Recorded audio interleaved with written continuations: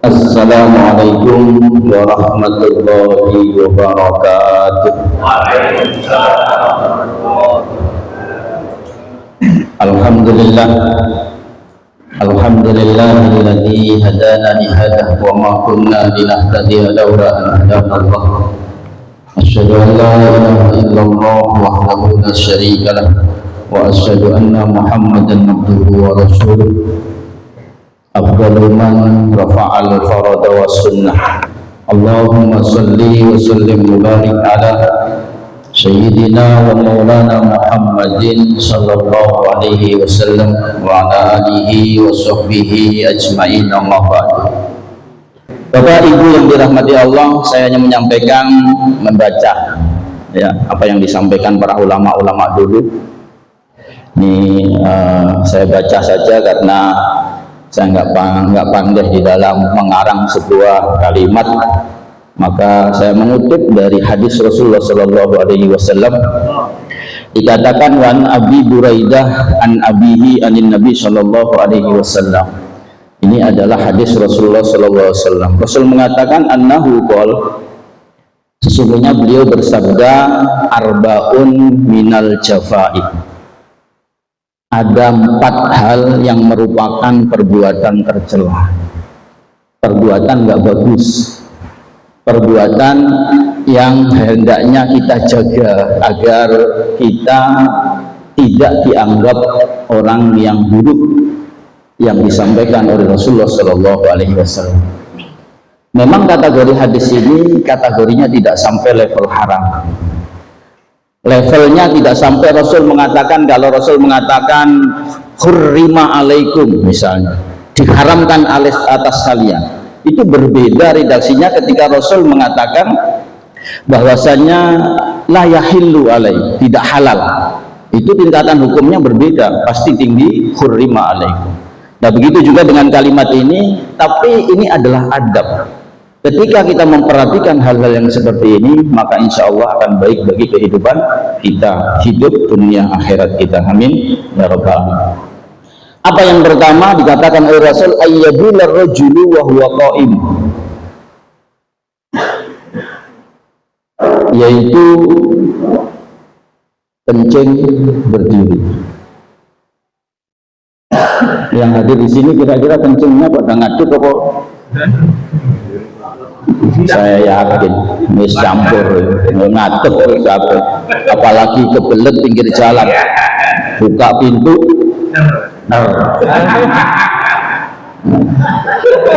cuma ditempel-tempelin mobil bermotor, masya Allah, bahayanya luar biasa. Belakang mobil, kadang-kadang nggak di belakang mobil, di depan. Ini kayaknya show.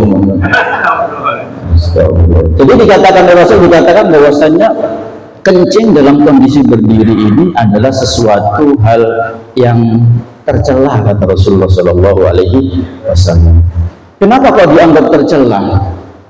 Satu, kalau kita dari sisi kesehatan misalnya, disampaikan bahwasanya orang dalam posisi kencing berdiri itu namanya ada otot pelvis yang di situ kondisinya akan tegang. Sehingga apa? Ketika orang kencing berdiri, maka tidak akan tuntas, tidak akan bisa habis total. Ada air kencing yang masih berada di dalam. Sehingga ketika berada masih di dalam, potensinya apa? Infeksi saluran kencingnya itu. Jadi punya potensi prostatnya bermasalah dan punya potensi pengendapan karangnya. Ini potensi berarti ada batunya nanti. Nah itu luar biasa dari sisi kesehatan. Apa yang disampaikan Rasulullah SAW tentu bermanfaat. Karena kalau Rasul mengatakan wa ma yantiqu anil hawa in huwa illa wahyu, itu garansi Allah. Apa yang diucapkan oleh Rasulullah itu yantiqu anil hawa, tidak berasal dari hawa nafsu. In huwa illa wahyu yuha. Jadi Allah sendiri yang langsung mendidik, mengarahkan berdasarkan wahyu dari Allah Subhanahu wa ta'ala. Maka kita diminta, kalau orang kencing dalam kondisi jongkok, itu dia bisa tuntas, bisa bersih. dan ini akan menjadi baik. Ini adalah etika, memang tidak haram. Jadi kencing berdiri itu nggak haram, tapi yang tadi dikatakan bahwasanya ini adalah perbuatan yang tidak terpuji kata Rasulullah Shallallahu Alaihi Wasallam. Kalau dari sisi agama yang disampaikan Rasul itu pernah, Pak, beliau berjalan di kota Madinah bersama beberapa sahabat termasuk Umar bin Khattab radhiyallahu anhu. Suatu hari beliau berjalan, mendadak kudanya nggak mau jalan, ternyata depannya ada kuburan. Takut juga kuda ini ternyata sama kuburan, jadi nggak mau jalan, meringkik. Rasul turun, ternyata ada 2 kuburan di situ. Kata Rasulullah bahwasannya di dalam kuburan ini ada dua kuburan ini, dua-duanya sedang disiksa di adab kubur oleh Allah. Masalahnya bukan masalah berat kata Rasulullah, yang satu masalah perkencingan, gara-gara ngoyo kencing nggak diatur sesuai dengan aturan. Yang tadi ya bahwa pinggir balan itu tadi, mobil pintu dibuka tur itu tadi, hati-hati jangan itu. Ya, jangan itu harus. Apa yang dimaksud di sini? Yang pertama adalah kencing dalam kondisi seperti ini dikatakan dalam syara ini dikatakan bahwasanya satu kencingnya nggak cebok, kencing nggak cebok, bawa air minimal atau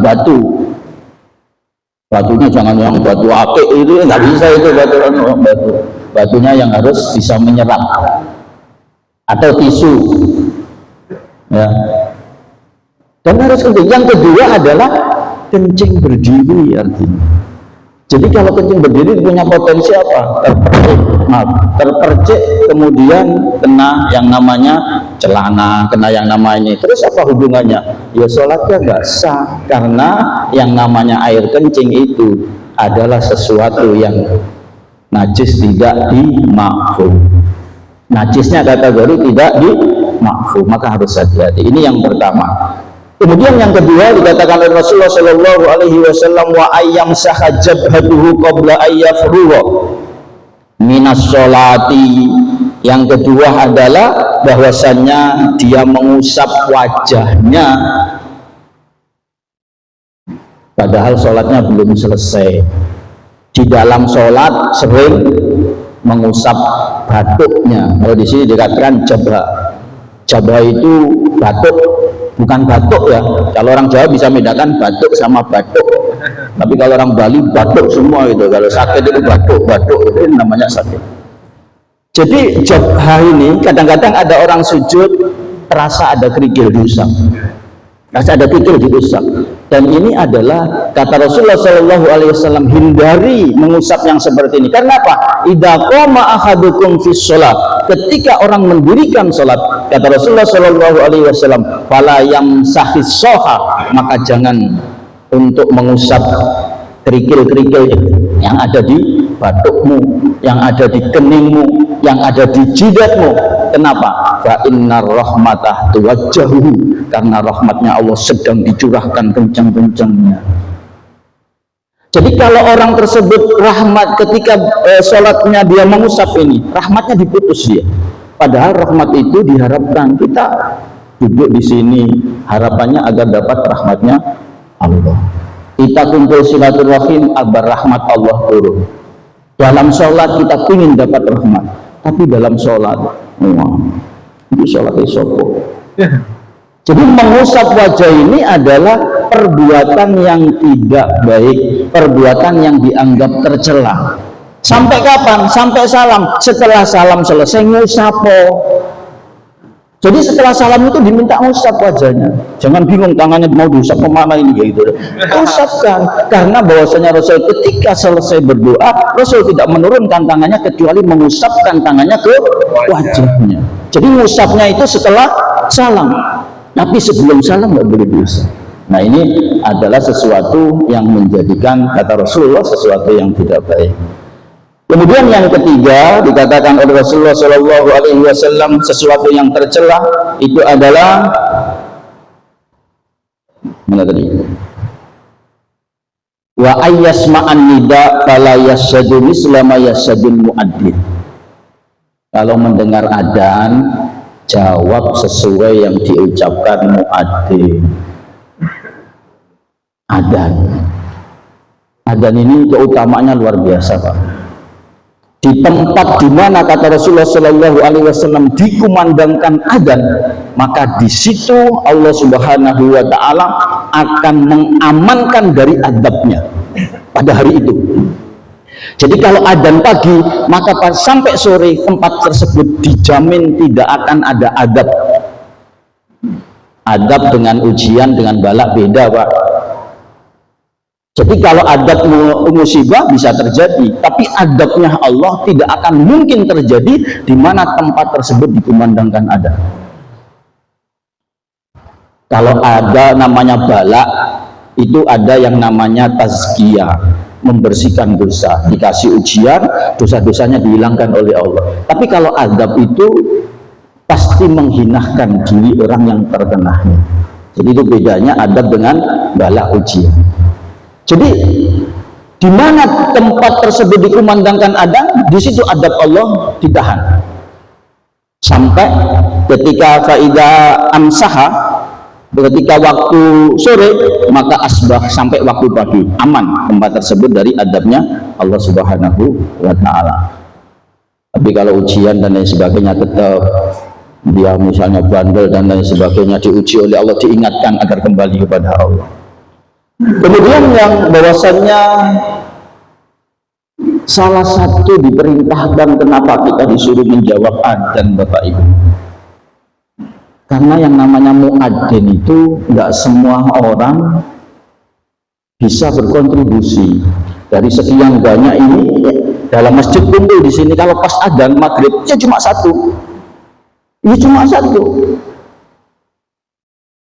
Jadi nggak bisa, oh bareng-bareng gantian, kamu Allahu Akbarnya saya gini, nggak bisa. Jadi tetap harus satu orang dan pilihan. Biasa Rasul itu sampaikan kepada kita bahwasannya ada, kita ini diminta untuk melakukan amal-amal soleh, ada orang lain melaksanakan amal soleh, kita bisa mendapatkan pahala yang sama. Dengan cara apa? Adzan tadi nggak bisa mendapatkan pahala adzan, tapi kita bisa mendapatkan pahala adzan dengan menjawab adzan. Dengan menjawab adzan, pahalanya sama kata Rasulullah SAW.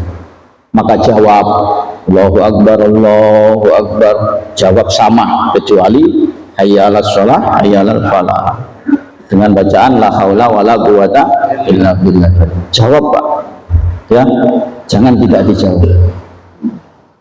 Dan bagi muadzin tolong diingat, kalau adzan hayya 'alas shalah, huruf terakhir apa itu? Tak marbutoh. Ketika di wakaf berarti berubah menjadi hak. Kalau adzan tolong haknya dibaca. Kenapa? Kalau haknya tidak dibaca hayya 'alas shalah tanpa hak, maknanya jauh. Artinya api yang besar. Ketika itu menjadi keyakinan, bisa murtad orang tersebut. Hayya 'alas shalah, ayo menuju api yang besar. Maka dibaca hayya 'alas shalah, haknya karena di situ taknya berubah menjadi tak marbuta, ketika diwakaf menjadi hak, haknya harus muncul. Ini pentingnya ngaji Al-Quran, makhraj, bagaimana teknik wakaf dan lain sebagainya. Karena kalau enggak ya bisa salah baca, misalnya iyyaka na'budu, hanya kepadamu ya Allah, na'budu, aku menyembah. Tapi kalau tasdidnya dihilangkan, iyyaka na'budu, hanya kepada sinar matahari aku menyembah, haram langsung, murtad langsung pada saat itu, gara-gara tasdidnya hilang. Makanya sampai orang mau membaca Fatihah itu harus dicek betul apa enggak. Itu karena apa? Karena bisa berubah maknanya ketika kita tidak paham. Ini bagi muadzin tadi, hayya 'alas shalah, hanya dijawab. Bapak Ibu yang dirahmati Allah Subhanahu wa taala, wa sholli ala sayyidina Muhammad. Jadi Syariat Islam itu senantiasa agar kita mampu melakukan, ketika orang berbuat baik kita bisa mendapatkan kebaikan.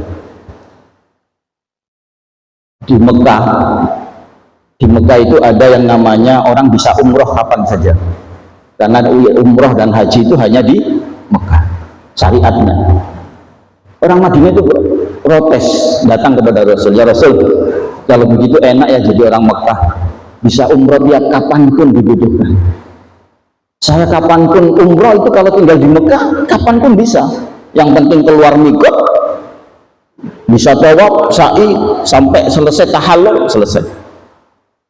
Tapi kami bagi penduduk Madinah bagaimana nggak bisa mendapatkan umroh? Maka Rasul mengatakan bahwasannya lakum bagi kalian para penduduk Madinah, kalau kalian wudhu di rumah terus berangkat ke Masjid Kuba, sholat 2 rakaat di dalamnya, maka engkau bakaan nama umroh, seperti melaksanakan umroh. Jadi seperti itu. Sama dengan kita haji secara sempurna itu sekarang waktu gilirannya Bekasi berapa? 40 tahun 55. Sampai lahir langsung daftar itu masih telat itu. Terus kapan bisa hajinya? Sulit untuk bisa mendapatkan haji. Sekarang haji plus 6 tahun paling cepat, ya minimal harus menyediakan duit 180 juta minimal. Ya bisa 300, ada yang lebih fasilitasnya lebih ya 360 dan lain sebagainya. Yang normal ya antrinya 55 tahun, berarti anak sampean lahir langsung daftarin itu. Oh, itu pensiun itu baru berangkat haji.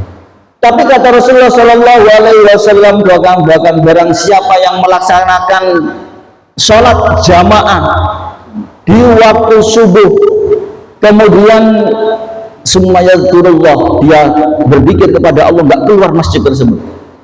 Yadkurullah hatta tatlu asyam, sampai terbitnya matahari. Waktu isyraq tadi. Ini waktu isyraq sudah lewat dan 20 menit kita sudah bisa melaksanakan sholat. Sampai keluar masjid, tidak keluar masjid sebelum waktu isyraq tadi, sebelum waktu bisa melaksanakan sholat. Summa shalla raka'ataini, kemudian dia melaksanakan sholat 2 rakaat. Fa'aka annama hajjan wa umratan tamatan, kata Rasulullah. Seperti orang yang melaksanakan haji dan umroh secara sempurna. Fadilahnya banyak. Berarti kita yang nggak bisa umroh ya kira-kira lakukan itu. Subuh nggak keluar masjid sampai waktu isyraq, tapi tetap harus punya cita-cita pergi haji. Oh, saya sudah berhaji yang subuh, tapi nggak punya cita-cita, ya nggak boleh. Karena haji itu merupakan rukun Islam, meskipun kita bisa mendapatkan fadilah haji. Orang kaya bisa sedekah kapan saja, sedekah ini, sedekah ini, sedekah ini. Orang miskin datang kepada Rasul, ya Rasul, enaknya jadi orang kaya, ingin ini bisa sedekah, ingin bisa sedekah, pahalanya banyak, pahala dimonopoli orang kaya ya Rasul. Bagaimana kami? Maka kata Rasulullah, bagimu ketika engkau membaca subhanallah alhamdulillah wala ilaha illallah wallahu akbar, maka seperti bersedekah. Itu bagi orang amalan-amalan orang fuqara. Jangan nanti orang kaya amalannya subhanallah alhamdulillah wala ilaha illallah, duitnya nggak mau metu, kacau. Amalan orang kaya ya duit, sedekah. Nggak punya duit baru membaca al-baqiyatus sholihah.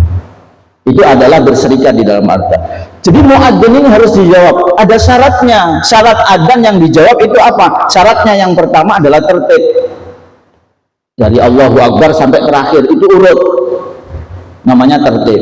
Kalau ada orang adzan Allahu Akbar, Allahu Akbar, hayya 'alas shalah, asyhadu an la ilaha illallah, nggak usah dijawab, itu adzannya nggak sah. Yang kedua mualah, berturut-turut, nggak boleh dalam jeda waktu yang cukup lama. Habis Allahu Akbar, kopi mana, kopi ngopi dulu, waktu mualah nggak dapat, maka tidak sah. Kemudian al-jahrul jamaah, harus didengarkan keras. Adzan itu kudu kencang, harus sampai terdengar oleh orang-orang. Adzan Allah Akbar, Allah cuma dengar di telinganya sendiri, ya nggak sah, ya nggak perlu dijawab. Ya. Kemudian adzan itu dikatakan bahwasanya adamu binaun alal ghair. Adzan itu harus seseorang, nggak boleh disambung. Si A adzan dilanjutin si B, dilanjutin si C, nggak boleh, nggak sah adzannya. Kemudian duhulul waktu, adzan itu harus masuk waktunya. Kurang 5 menit saya adzan dulu, nggak sah adzan, nggak perlu dijawab. Ada adzan setiap hari, adzan jamaah nggak ada yang datang. Akhirnya dia inisiatif jam 9 pagi adzan, satu kampung datang semuanya.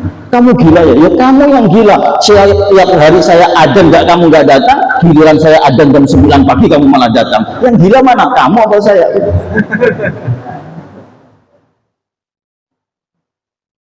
Adzan itu adalah syaratnya.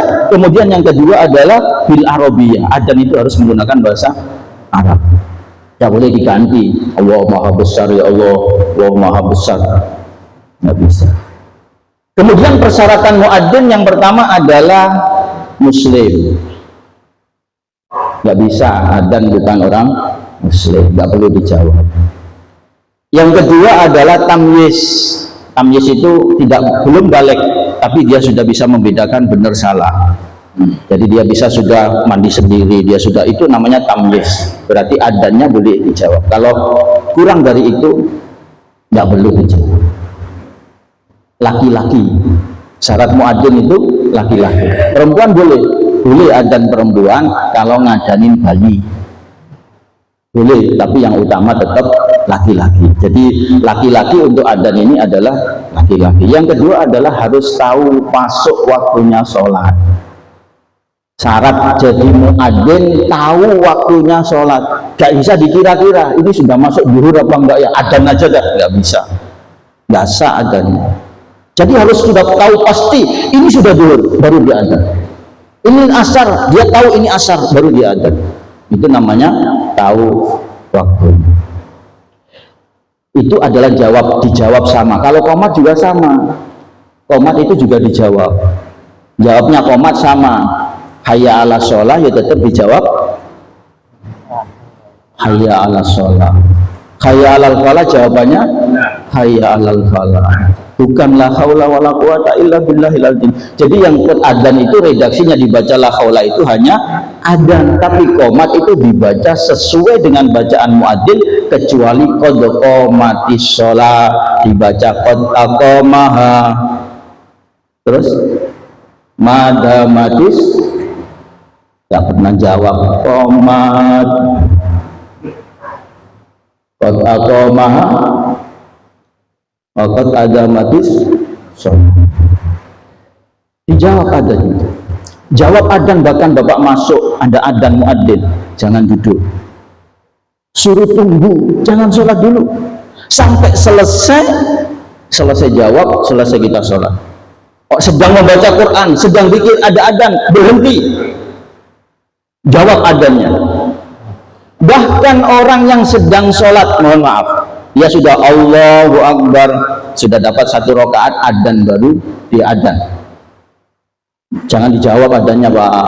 Selesai sholat, kita misalnya selesai Assalamualaikum warahmatullahi wabarakatuh, Assalamualaikum warahmatullahi wabarakatuh, muadzin sampai hayya ala sholah, hayya ala falah. Jawabnya dari pertama Allahu Akbar, Allahu Akbar, Allahu Akbar, Allahu Akbar, asyhadu an la ilaha illallah, dan seterusnya. Sampai orang sholat pun disuruh jawab adzan sesuai dengan bacaan adzan. Pahalanya besar. Yang terakhir 5 menit lagi. 5 menit. Saya lihat jam aja ini cukup apa enggak. Yang ketiga dikatakan oleh Rasulullah SAW, yang perbuatan tercela itu adalah an azkura indahu fala yusolli alaih. Mendengar Nabi Muhammad disebutkan domblong wae, meneng baik, nggak membaca sholawat kepada Rasulullah. Kalau mendengar nama Nabi Muhammad baca sholawat, jangan diem baik. Sampai-sampai Rasul mengatakan bahwasanya di dalam hadisnya, qala man nasiya sholata alayya faqad aqta'a tariqal jannah, siapa yang lupa baca sholawat kepadaku bahwasanya dia benar-benar telah salah jalur jalannya surga. Orang yang nggak bisa baca sholawat itu hakikatnya dia sedang salah jalur menuju jalannya surga. Kalau sampai yang salah jalur menuju surga, itu nggak akan ketemu surga. Bahasanya orang yang lupa membaca sholawat nggak pernah bisa sampai surganya Allah. Naudzubillah. Maka jawab, ketika mendengar nama Nabi Muhammad, meskipun berkali-kali, jangan bosan, jangan capek lah dari tadi jawab sholawat mulu. Jangan. Ketika itu disebutkan, tetap kita bacanya sallallahu alaihi. Kadang-kadang disingkat apa? Ada yang singkat sallu alaihi, nggak boleh. Itu disuruh baca sholawat malah ngongkon balik, malah disuruh balik malah nyuruh sallallahu alaihi Muhammad. Nama Muhammad disebut dikatakan sallu alaihi. Dalam percakapan WA itu juga gitu, sallu alaihi. Ketika mendengar Nabi Muhammad ya berselawat, jangan malah nyuruh orang baca sholawat. Sholli alaih sama, itu bentuknya kalimatnya kalimat perintah. Yang hanya boleh itu disingkat itu menggunakan sholla alaih. Sholla itu masih selamat, karena apa? Domirnya mustatir, disimpan. Sholla alaih, bahwasanya ada domir yang disimpan yaitu Allah. Semoga Allah memberikan sholawat kepada Rasul. Itu masih paling minimal. Jadi sholli nggak boleh. Maksudnya nggak boleh itu belum dikatakan membaca sholawat. Tapi kalau sholah masih menyimpan domir mustatir, masih diperbolehkan. Tapi yang baik ya sallallahu alaihi. Allahumma sholli wa sallim ala sayyidina Muhammadin wa ala ali sayyidina Muhammad kama shallaita ala sayyidina Ibrahim. Nggak bagus lagi. Wah, gak capek Pak membaca sholawat begitu. Jadi sholawat ini adalah sesuatu, orang yang mendengar Nabi Muhammad kok nggak bisa membaca sholawat keterlaluan, berarti hari-harinya nggak mampu membaca sholawat. Yang sudah diingatkan ini ada nama nabimu disebut, ada orang yang memberikan syafaat kepadamu hadir di tempatmu, tapi engkau nggak bisa membaca sholawat. Rohima anfu rajulin, kata Rasulullah, gerumpung hidungmu, cowak hidungmu, artinya apa? Engkau terhina, celaka kamu, kata Rasulullah. Tapi bahasanya menggunakan kata kiasan, rohima anfu rajulin, nggak cakep kamu, wis jelek banget, hidungmu keropos, kan jelek banget Pak. Hidungnya hilang segala satu dan sebagainya, itu namanya jelek, terhina kamu, kata Rasulullah. Rohima anfu rajulin, mendengar nama Nabi kok nggak bisa sholawatan. Makanya Syekh Al-Bajali mengatakan al-jannatu wa na'imuha sa'dul liman yusalli wa yusallim wa yubarik alaih. Al-jannatu surga, wa na'imuha dan beserta seluruh kenikmatan yang ada di dalamnya, sa'dul liman yusalli wa yusallim wa yubarik alaih, akan diberikan orang yang senang sholawatan. Bapak Ibu yang dirahmati Allah, wis jami 6.59 jadwal makan pagi. Ya, mungkin itu saja. Mohon maaf tidak ada yang tidak berkenan. Wal afu minkum wallahu muwaffiq. Assalamualaikum warahmatullahi wabarakatuh. Waalaikumsalam warahmatullahi wabarakatuh.